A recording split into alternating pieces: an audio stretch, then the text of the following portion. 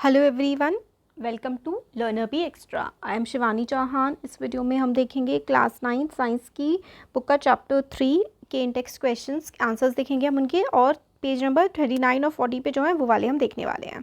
तो देखो, जो पेज नंबर 39 है उसमें हमें बोला गया है write down the formula of. तो सोडियम ऑक्साइड, सोडियम का जो सिंबल होता है वो होता है Na और ऑक्साइड का होता है O।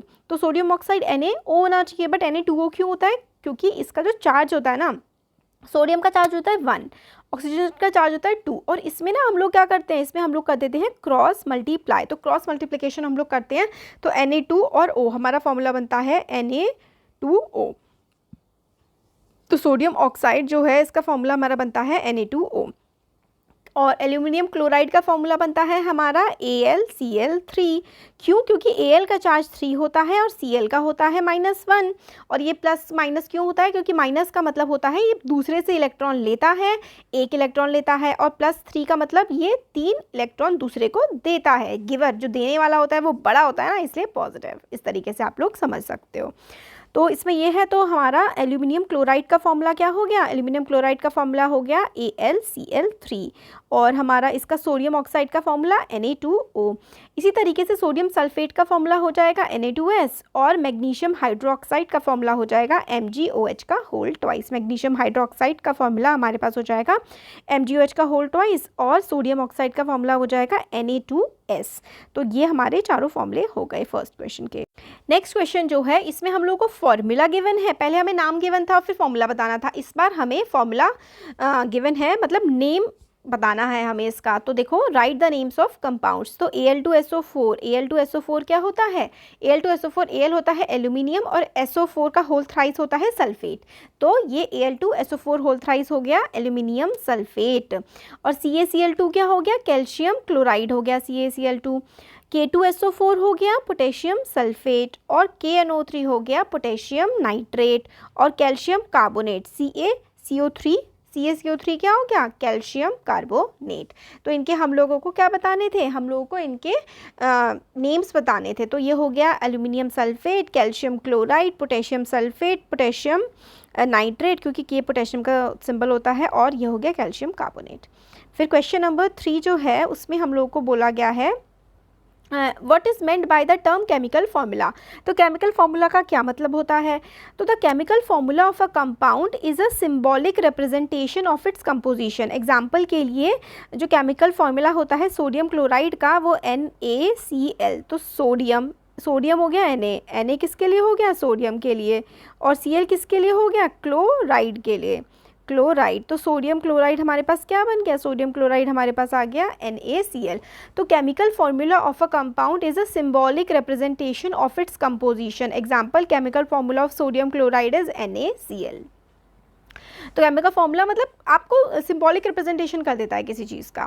नेक्स्ट जो है, how many atoms are present in, कितने एटम्स प्रेजेंट हैं H2S में। तो H2S में कितने एटम्स प्रेजेंट है? तो गिन लो ना, H2 है और S1 है, तो कितने एटम्स प्रेजेंट है इसमें? 3 हो गए।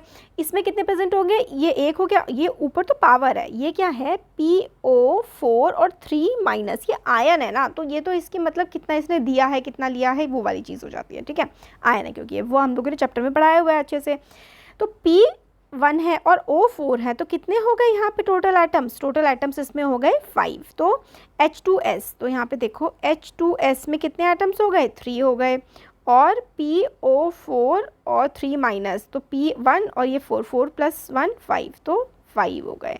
तो H2S में 3 एटम्स हो गए, 3 एटम्स हो गए, और PO4 - 3 में 5 एटम्स हमारे यहाँ पर हो जाते हैं। ठीक है, तो अब पेज नंबर 40 पे 39 के देख लिए। पेज नंबर 40 पे हम लोगों को बोला गया है calculate the molecular masses of, इनके मॉलिक्यूलर मास निकालने हैं। H2, O2, Cl2, CO2, CH4, C2H2। तो इनके मॉलिक्यूलर मास निकालने हैं। कैसे निकालते हैं? देखो, H2 है, तो H मतलब कितने हैं? 2 हैं, और H का एटॉमिक मास कितना होता है? 2।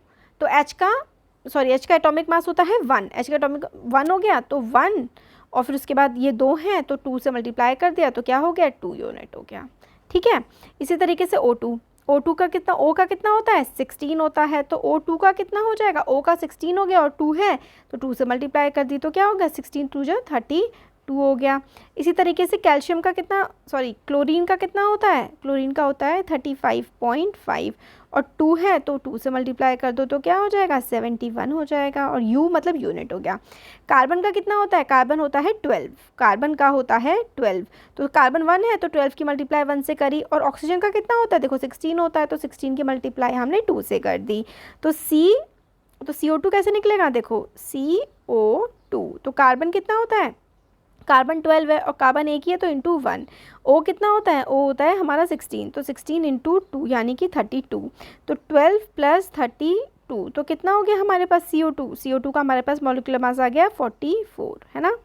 CO2 का मॉलिक्यूलर मास हमारे पास 44 यहाँ पर आ गया। ठीक है, तो बस हम लोगों को इनके पता होने चाहिए और निकाल लेते हैं। C क्या है, C हमारा 12 है और 1 है तो C की 12 की मल्टीप्लाई 1 से, और H क्या है, H हमारे पास H का मास होता है 1 और 4 से मल्टीप्लाई कर देंगे तो H4 हो जाएगा, तो यानी कि 12 इंटू 12 1 ज़ा 12 और प्लस 4, तो यानी कि 12 प्लस 4 क्या हो जाएगा 16 हो जाएगा, तो ये हमारे पास यहाँ पे आ गया 16। और C2H6 क्या होगा, C की मल्टीप्लाई, C कितना होता है, C का 12 होता है और H का कितना होता है 1 होता है, तो H6 है तो इसकी मल्टीप्लाई 1 इंटू 6 और C की मल्टीप्लाई C 12 होता है कार्बन का, और 2 से मल्टीप्लाई करेंगे तो 12 2 जा 24, तो क्या हो जाएगा यहाँ पे 24 प्लस 6 यानी कि 30। इसी तरीके से C2 है तो C यानी कि 12 की मल्टीप्लाई 2 से करोगे और H का तो 1 होता है तो H की मल्टीप्लाई यानी कि 1 की 4 से करोगे तो 12 2 जा 24 और 24 प्लस 4 क्या हो जाएगा 28 हो जाएगा। तो ठीक है, हमें क्या करना होता है, बेसिकली हमें इन सब का एटॉमिक मास पता होना चाहिए। तो H का एटॉमिक मास क्या होता है, H का एटॉमिक मास होता है हमारे पास 1, और ऑक्सीजन का एटॉमिक मास क्या होता है 16 होता है।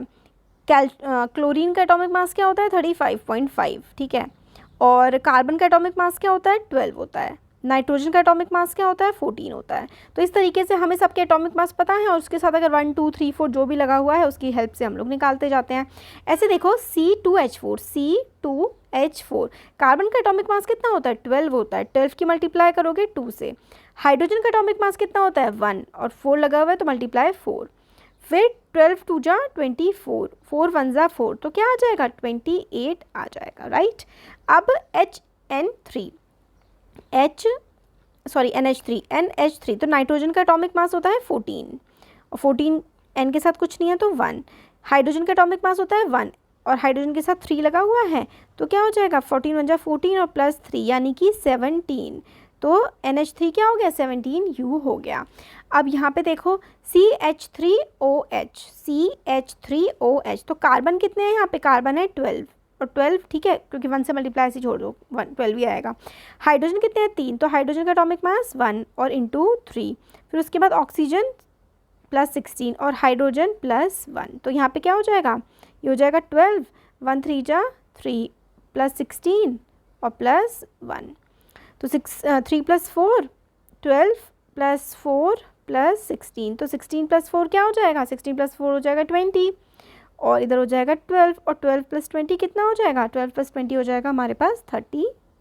तो इस तरीके से हम लोग निकाल लेते हैं। ये किसका निकाला है हमने CH3OH, बहुत इजी होता है, हमें ना बस इनके एटॉमिक नंबर हमें याद होना चाहिए। अगर हमें एटॉमिक नंबर याद है ना तो हम लोग मॉलिक्यूलर मास आराम से उसका निकाल सकते हैं।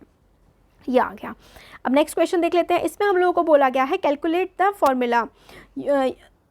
The formula unit masses of HNO, ये इन सब का हमें निकालना है, वही है जो इससे पहले किया है।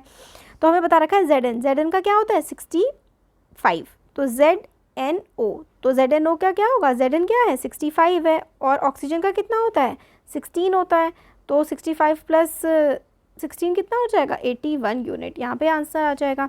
इसी तरीके से Na2O Na का कितना होता है, Na हमें दे रखा है 23, 2 है तो 2 से मल्टीप्लाई कर दो, ऑक्सीजन का हमें पता है 16 होता है, तो ये कितना हो जाएगा यहाँ पे 3 2 जा 6 2 2 जा 4 और 46 प्लस 16 कितना होता है 62।